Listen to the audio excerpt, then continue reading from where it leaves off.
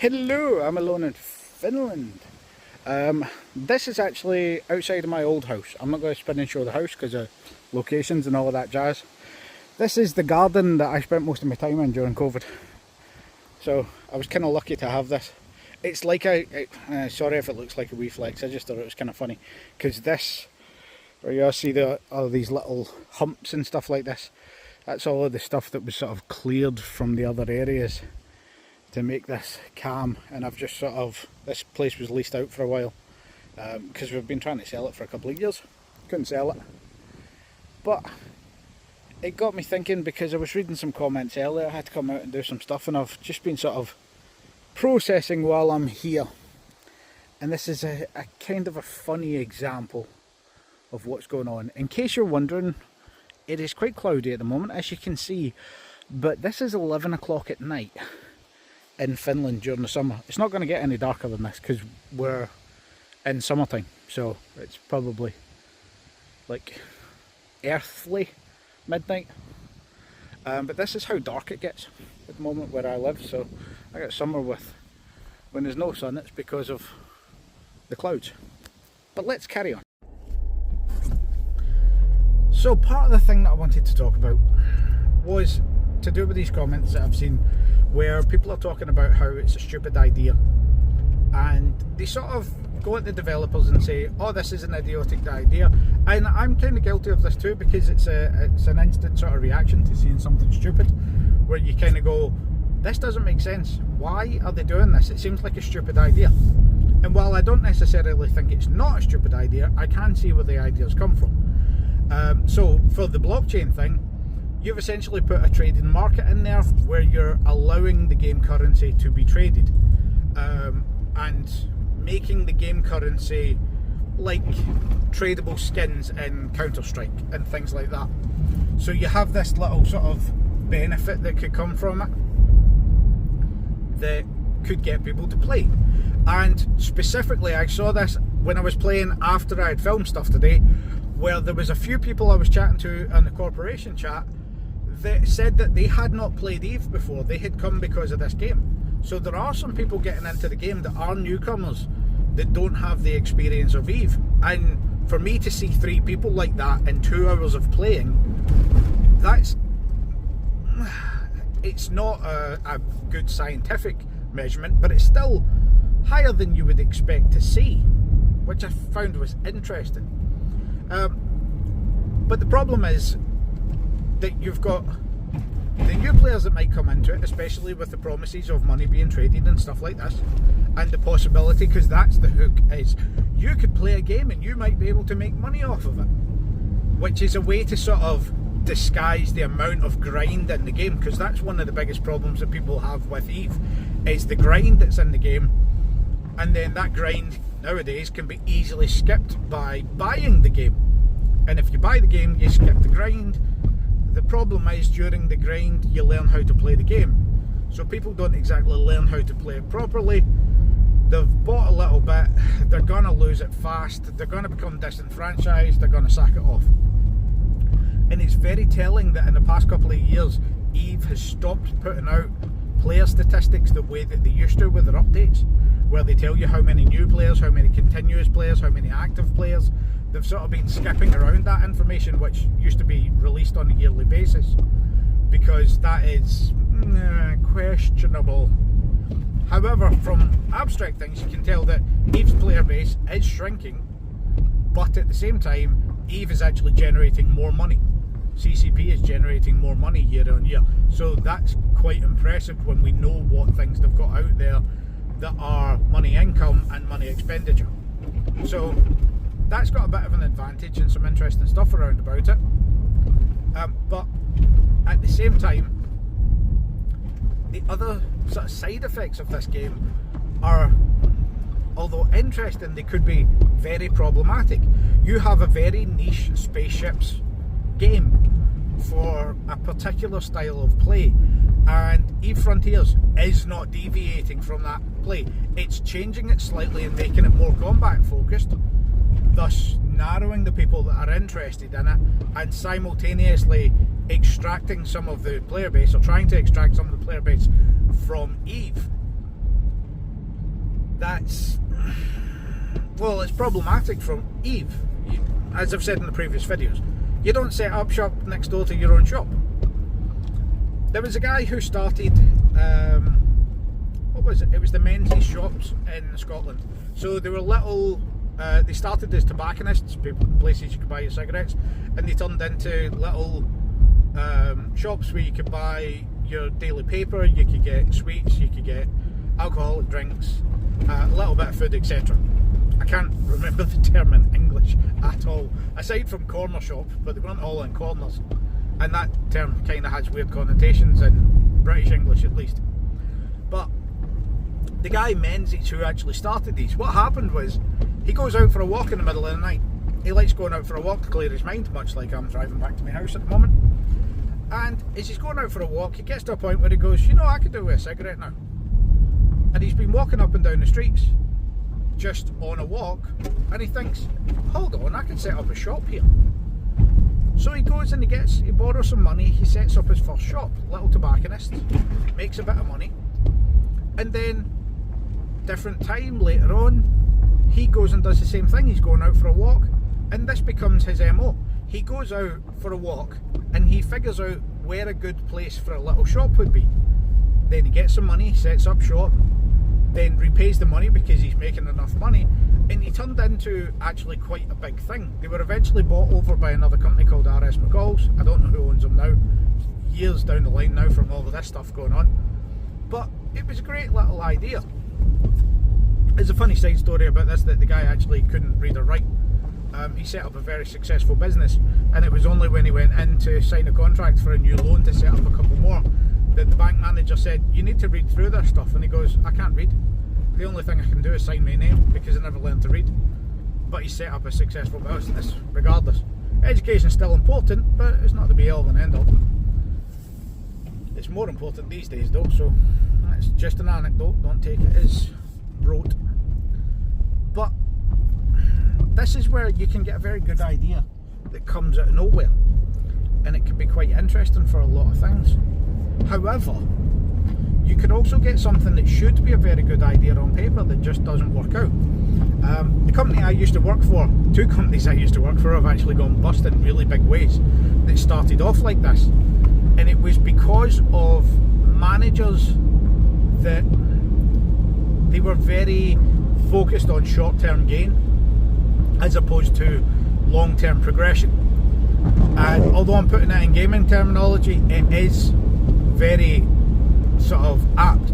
If you're focused on what you're going to make in the next year, you're not paying attention on what you're going to make long-term, because that level of investment requires a longer strategy. And this is a problem that Eve has had in the past, and I always think that it comes back to Dust, where my assumption, I have no sort of inclination for this, but my assumption as to why it was PlayStation exclusive was there was some money changing hands so that it was an exclusivity deal. But obviously alienating your core fan base is massively problematic, and that's essentially why it fell on its face. It also wasn't anything particularly new, it wasn't groundbreaking in the genre, which means it's not particularly interesting. Coming back to Eve Frontiers, what they've actually done this time is put out a game that is specifically appealing to the main fan base, which is trying to take away from their main earner by having their fan base playing the other game instead of the first one. That doesn't really make sense. But on top of that, I had to cough my guts out there for a second because of the clarity. On top of that, they are also keeping the game the exact same. So there's nothing much extra. Yeah, there's a few extra building mechanics, and there is a particularly bad UI, a lot of things that are not explained, and while it sounds like a thing that you can justify by saying, well, it's early, it's new, it's the same fucking UI, it's copied over from the previous game. They've changed very little, so why have they actually deleted some stuff that was in there for longer than other things? Like the ship fitting window is a new thing. The ship fitting window didn't exist a decade ago, or however long ago it was, but the right click menu on the boxes did. So how is the the ability to sort things or to stack things disappeared when they've brought in a newer UI element when they would all be grouped together in the previous code. It doesn't make sense how that's been sort of selectively picked out. That's very confusing.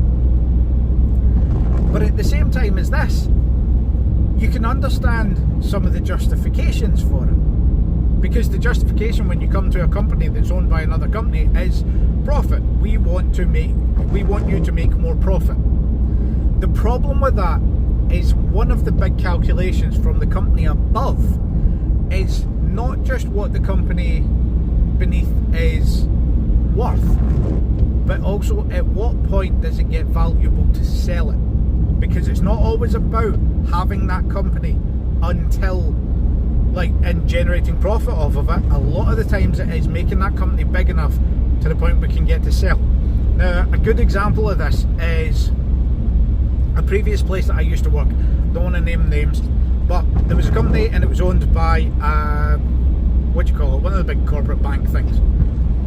And this company they had a 30-year plan to essentially pump and dump, which is illegal, but this was like the legal version of it. They want to build the company up enough that it is far more valuable than when they bought it, then they want to sell it. But to do that, they would do specific things that were questionably legal. Like, for instance, coming to the end of the financial year, which is in usually April 6th in Britain, before that, for the previous 2 months, they would stop paying bills. So they'd stop paying their suppliers. And you would get situations where you had kids coming onto a site and no toilet paper because they hadn't paid the supplier, so the order didn't turn up. So you'd have people running down to the shops, running down to Tesco and getting toilet paper, enough toilet paper for a site of 700. It is mental. But they would do this with big suppliers, including safety gear and things like this. And then, as soon as we got past that financial break, they'd start paying all the bills again. And one of the things that actually happened, and I assume, I don't know the ins and outs of the final death throes of this company, but I assume because of where it was that it happened in the year, it had something to do with this, because this had previously happened where one of the companies that we dealt with got sick and tired of this happening every year. It was that well known that we'd go in and they go, oh, by the way, your account's on hold again. We know what's going on, you know what's going on, but we have to limit how much you spend. And this is £1 million company talking to another £1 million company. And there was a funny point where we went in for some stuff from Juicens. Sorry. We went in for stuff from Juicens, which is a big hardware place in the UK. And they went, oh, no, we can't do anything with this. Your account has actually been cancelled. Like, what do you mean? It's been suspended. No, it's been cancelled.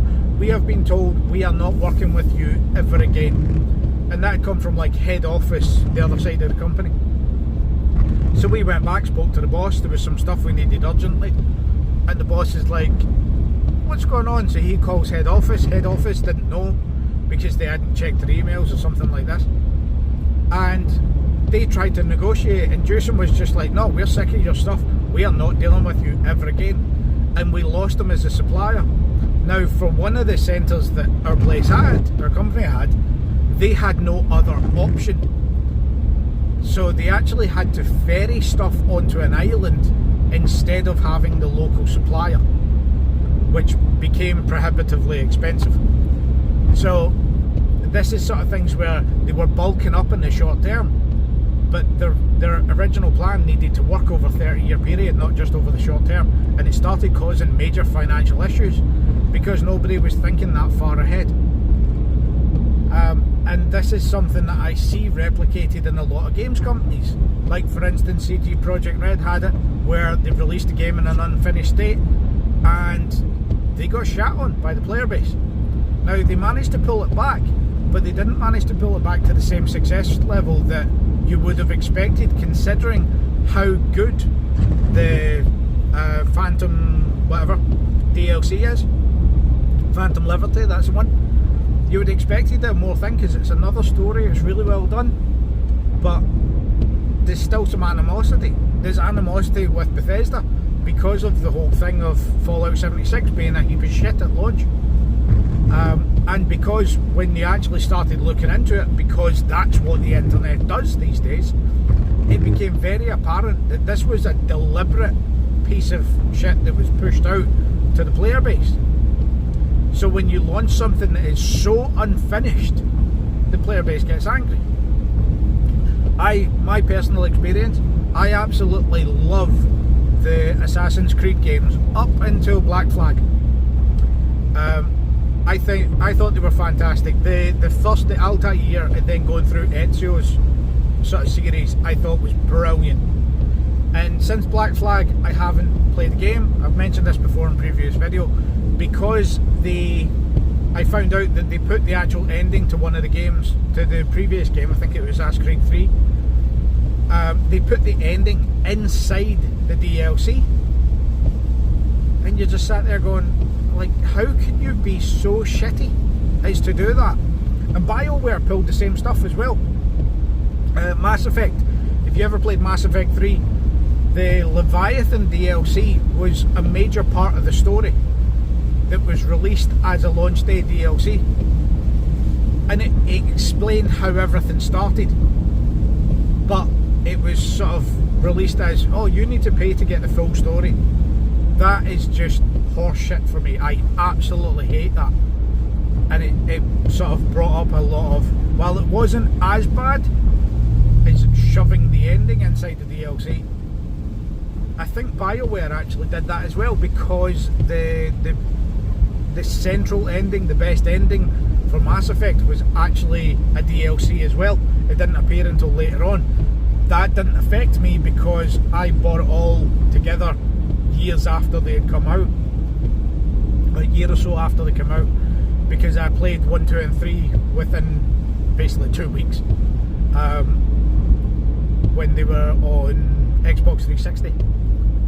But that sort of thing builds a lot of animosity, and I know people that, for instance, with Eve, with the whole thing where alpha accounts were ganking and it was costing people a lot of stuff. I know people that have just never come back to the game because of the level of animosity for this. So that's something where a small decision that isn't fully considered can have these negative effects. And releasing a game like this where you're already asking $40 to $100 DLCs or account access or something like this on launch when the game is unfinished, and it's not even in the playable state you would expect from EVE Online. It's so far behind it that just doesn't seem right. And I can see a lot of potential in the game as well, but I think it's just a sort of lack of focus, or focus from a different point, somebody not paying attention to the whole story. One of the things that I've ranted about en masse at EVE Online, and I think this is true of a lot of multiplayer games, is the fact that people immediately associate multiplayer with combat. And this, you get this constantly from the guys that are doing all of the propaganda stuff for EVE, where they're saying, oh well, we want to drive player interaction and player combat. And you're like, player interaction's fine, but you shouldn't be driving player combat. You shouldn't be trying that as your end goal. You should be making a system that's interesting first, and then if combat can follow it, that's fine. But people lose enough stuff. 80% of your player base, I think it's higher than 80% in EVE specifically, but it's 80% on multiplayers or Momorpagas, don't engage in PvP. So if you've got a game where 4/5 of your player base isn't going to engage in PvP, whoa, I aquaplaned it, then you need to be looking after that section primarily, because that's most of your fan base. That's not saying taking away from any area,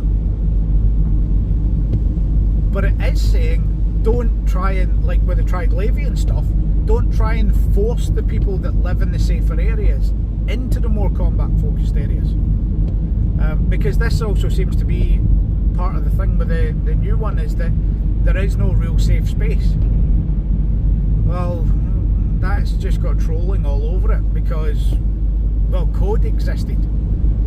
So if you've got people that they are more than happy to go in, spend money to get a ship or enough ships to gank somebody, they don't care about the reward. The entire thing is to ruin somebody else's day. That's a bad focus for a game, because it's Ganker's Paradise. And when you've got it that it's external money that causes this, then that's a problem. That's a big problem. And it was a problem in EVE. People would gank on the alpha accounts freely, and then EVE sort of realised what was going on, sort of tried to prohibit it a bit. In my opinion, there was things that were said right at that time where they said, just make it so that you cannot enter HiSec if you have negative status. There are already things that the gates would block. You'd put it into the lore, like it's already existing in the lore, that the gates can decide what passes through them. So that would mean that, for instance, as happened with the group I was with at the time, we went pirate, we sat in low sec, we were that typical type. Then we would go out to null sec and we'd grind to get our sec status back up, and then we go back into high sec, and then after we got bored for a little while, we go back to low sec and we'd try all different things, as opposed to that sort of, no, we must force the combat, we must put more players in the combat, we must take players that don't like combat and we must force it upon them, then they will like it. No. If you destroy somebody's shit that they've worked hard for, and they are not the type of person that wants to risk that stuff, all you're doing is kicking them out of the game with extra steps. And when you look at the player base that's shrinking, you see that. That's part of the problem. Oh look, Russian oil. Blah. But that's one of the things. That's sort of the way the game is going, and it's disappointing that it's going that way. But it's also not from the exact same place as other people think. One of the things is, and I think there is a bit of arrogance, because one of the streams that I watched with the devs back when they were talking about the last big expansion for EVE Online with the newer ships, they were talking about how people would react negatively to what they were saying. But part of that was because the players didn't understand what was going on. And I sat there going, that comment on its own shows the level of arrogance of the players, of the developers that are higher up in the thing. Because dismissing all comments as they don't know, like uniformly, that is wrong. It's measurably wrong to say that people don't know and that's why their opinion should be dismissed without knowing what that person's experience is, well, it's arrogant. There's no other way to put it. But it's also something that could be cured. If it was true, putting out a roadmap, explaining what's going to happen next, having some clarity to what's going on would allow for that. That's why games like Rust have such good sort of community love behind them, because everything that goes out is explained. And it's also why things like Keen Software that makes Space Engineers have quite a bit of animosity from some of the players, because they don't explain things and they kind of hide some of their interactions. One of the things that I've noticed, spoken about a few times online, to do with Space Engineers 2 at the moment, is the fact that with how poorly developed it was and the price that it was put out at, some people are questioning, well, the game entirely, because Keen had released a game called Medieval Engineers, which they just stopped supporting after a while, and it was never finished. It's an alpha project of a game. So having a software developer that's already made foolish maneuvers has informed the customers, and the customers are voicing their opinions. The fans are voicing their opinions. They could be right, they could be wrong, but you don't dismiss them. You listen to them all. So that's quite a dangerous statement from one of the lead developers to say, well, they don't know. Well, some of us have been in the place of software development. Some of us have seen the exact same strategies over and over again. Actually, one of my mates was at CCP for a while. And it's one of those things where it's questionable, the sort of justification for these things, especially given the fact that the whole Dust fiasco existed, and people in the fan base were shouted down, including myself, were shouted down at the time for commenting on it, saying, what the fuck are you doing? This is going to fail. And it did. It detonated, and 100 and something employees had to be fired because of it. So pay more attention to the naysayers, because you don't always have to prove them wrong, but they might be right. So it's something that's kind of interesting. For me personally, I've sort of existed in a few big companies, I've existed in small companies, and I've seen some very interesting things from both sides of it. I was in a very niche indie developer at one point, and some of the stuff that they got away with was hysterically fantastic.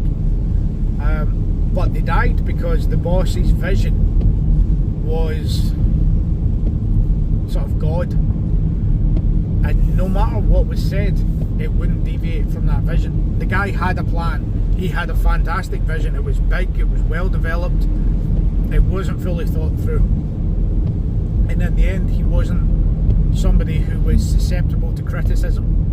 And that's the one thing, that is the be all and end all of your boss.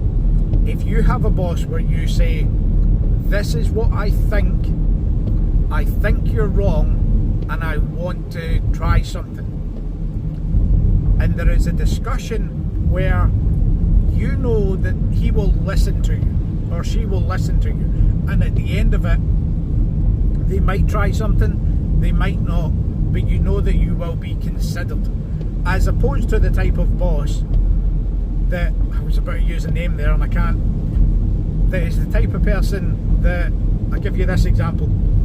A boss of mine used to, every staff member in his office knew the sign language for, oi fuckwit, that's my idea, because he was famous for rejecting every idea out of hand. But then 2 weeks later he would come up with an idea which was exactly what somebody else had said. Now, it wasn't that he was stealing the ideas in that sense, he didn't realise he had stolen the ideas, it was just that he was incapable of coming up with his own ideas. But if you gave a suggestion, he would slowly think it over at the back of his mind and then think it was his own idea. So it became a way of the staff managing the boss, where they would put forward those suggestions. And in the same place there was another manager who was just known to reject everything out of hand and then try and cover his arse when his plan went wrong. And it got to a place, and I became very good at this, where every staff member learned how to cover their arses and to make sure that they couldn't be blamed for everything. And the guy eventually got fired because of this, because he was trying to put the blame onto people who were untouchable, because they knew how to show what work they had done, what their plans were, what questions had been raised. And those are the worst types of bosses, because they can't admit they're wrong, they can't listen to another plan. And it's kind of the worst type of person. It's, if you can't admit you're wrong and you should try something else, then you're never going to be flexible enough to have any meaningful existence. So it's something that is, it's essentially the most powerful thing that any person can say is, I think I was wrong, let's try something, or I was wrong, let's do something else. And to do that quickly so that you can move on and try the next thing. If you're the type of person who is scared of looking weak, therefore you don't admit you're wrong because of it, that's a horrific thing, and it affects everything. I've seen jobs, marriages, all sorts of things collapse from that type of person, because everybody around them learns what they're like and starts to dislike them or work against them. Not even for malice, Sometimes they're working against them just for self-preservation, but it is a dangerous sort of thing. So, well, that was randomly interesting. Again, as you can see here, what are we on? We are on midnight. So nice and dark. One of the funny things that you do get over here is that during the summer, when there are still people on, you get traffic coming the opposite way that has their high beams on, when, as you can see, you don't need any lights. Legally, you have to have lights on in your car for day running over here, but luckily I haven't been blinded. But it's kind of a miserable day. There's not many people about, and it's a Sunday, so most people are hungover. There was somebody just turned off their high beams as they're coming towards us, and they have a broken front headlight. It's the standard thing over here. I was pulled over not too long ago because I have a broken front headlight, and I was pulled over by a police van that had a broken front headlight, and it was bloody hysterical. But yes, well, thanks for listening. Sorry about the sound quality. Also, a couple of videos ago, sorry about the sound. I didn't recognise that there was so much water sound in the background because I'm kind of deaf to it now, because it's always going on. But yeah, hopefully the sound quality on this isn't too bad. I'm not going to do any processing, I'm just going to throw it up. But as per usual, likes and comments and all of that stuff down in the doobly-doo. And I shall see you at some point. Bye!